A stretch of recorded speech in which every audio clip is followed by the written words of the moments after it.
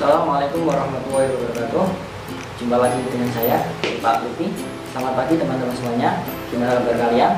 Apakah baik-baik saja? Semoga kalian baik-baik saja di rumah. Nah, pertemuan kali ini kita akan membahas tentang pluralisme masyarakat Indonesia. Belajar tentang pluralitas di Indonesia berarti belajar tentang kemajemukan masyarakat yang terdiri dari keragaman suku, bangsa, agama, ras, pekerjaan, dan lainnya. Plural berasal dari bahasa Inggris yang artinya jamak, sedangkan pluralitas artinya kemajemukan. Masyarakat Indonesia dikenal sebagai masyarakat religius. Beberapa agama dan kepercayaan dapat ditemukan di berbagai wilayah Indonesia. Indonesia juga memiliki keanekaragaman budaya dan adat istiadat. Kondisi geografis dan sosial Indonesia juga mempengaruhi berbagai kegiatan ekonomi masyarakat. Karena itu, kita dapat menemukan berbagai pekerjaan masyarakat Indonesia di berbagai tempat. Selain istilah pluralitas, kita juga menemukan istilah lain yang berhubungan dengan keragaman, yaitu multikultural. Multikultural berasal dari kata multi yang artinya banyak dan kultur artinya kebudayaan. Masyarakat multikultur adalah masyarakat yang memiliki lebih dari dua kebudayaan. Selanjutnya, mari kita bahas tentang pluralisme masyarakat di Indonesia. Yang pertama, ada perbedaan agama. Terdapat beberapa agama dan banyak aliran kepercayaan yang diakui di Indonesia, sehingga menjadi hal yang lumrah jika melihat upacara sembahyang yang berbeda. Ada 6 agama yang diakui di Indonesia, yaitu Islam, Kristen Protestan, Katolik, Hindu, Buddha, dan Konghucu. Yang pertama, agama Islam. Pada saat ini, agama Islam merupakan agama yang dipeluk sebagian besar masyarakat Indonesia. Menurut sensus penduduk tahun 2010, 87,2% penduduk Indonesia beragama Islam. Agama Islam diperkirakan telah sampai di Indonesia pada abad ke-7, dibawa oleh para pedagang dari Arab, Persia, dan Gujarat India. Umat Islam memiliki beberapa hari besar yang dirayakan setiap tahunnya, seperti Hari Raya Idul Fitri dan Hari Raya Idul Adha.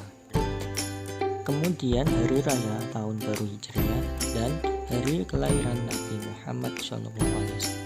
Selain itu, hari Jumat juga merupakan hari penting bagi umat Islam.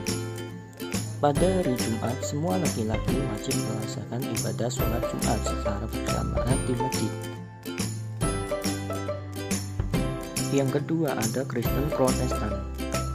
Agama Kristen Protestan berkembang di Indonesia selama masa kolonial Belanda sekitar abad 16. Pada abad ke-20, Kristen Protestan berkembang sangat pesat yang ditandai dengan kedatangan para misionaris dari Eropa ke beberapa wilayah di Indonesia. Contohnya, wilayah barat Papua, Sumatera Utara, Sulawesi Utara, dan Jawa. Selanjutnya, agama Kristen Katolik. Kristen Katolik tiba di Indonesia saat kedatangan bangsa Portugis yang diperkuat dengan kedatangan bangsa Spanyol. Salah satu tujuan Portugis ke Indonesia adalah menyebarkan agama Katolik Roma yang dimulai di Kepulauan Maluku pada tahun 1534. Antara tahun 1546 dan 1547, pelopor misionaris Kristen Franciscus Xaverius mengunjungi Maluku dan membaptis ribuan penduduk setempat. Para misionaris giat menyebarkan agama Katolik ke berbagai wilayah Indonesia. Hari Raya umat Kristen adalah hari Natal yang diperingati setiap tanggal 25 Desember. Selain itu, umat Kristen memiliki beberapa hari penting yang juga selalu diperingati, misalnya Hari Raya Paskah dan Hari Raya Kenaikan Isa Al-Masih. Selanjutnya, agama Hindu. Masuknya agama Hindu ke Indonesia diperkirakan sekitar awal abad ke-4, ditandai dengan berdirinya kerajaan Kutai dan Tarumanagara yang bercorak Hindu. Beberapa upacara keagamaan pada hari-hari penting agama Hindu yaitu Hari Raya Galungan, Hari Raya Nyepi, dan Hari Saraswati. Yang kelima, agama Buddha. Perkembangan agama Buddha diperkirakan terjadi bersamaan dengan perkembangan agama Hindu. Kerajaan Sriwijaya di Sumatera merupakan salah satu pusat studi agama Buddha di Asia Tenggara. Dan yang terakhir ada agama Konghucu. Kehadiran agama Konghucu di Indonesia telah berlangsung berabad-abad lamanya. Kita dapat menemukan kelenteng yang biasa digunakan sebagai tempat ibadah umat Konghucu di berbagai wilayah Indonesia. Setelah perbedaan agama, kemudian perbedaan budaya.